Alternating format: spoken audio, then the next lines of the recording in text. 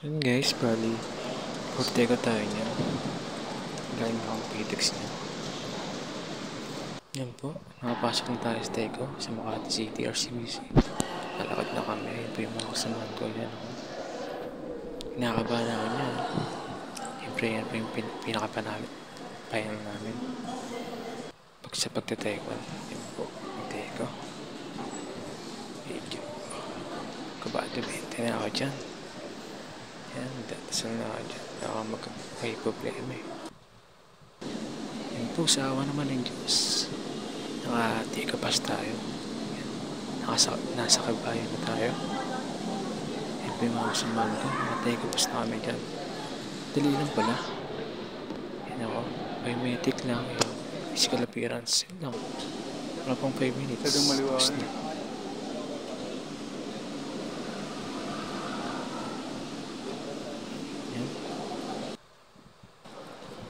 Ayan yan na po. Tapos na yung Teco namin yan. Pauwi na kami yan guys. Thank you Lord. Teco pass ako.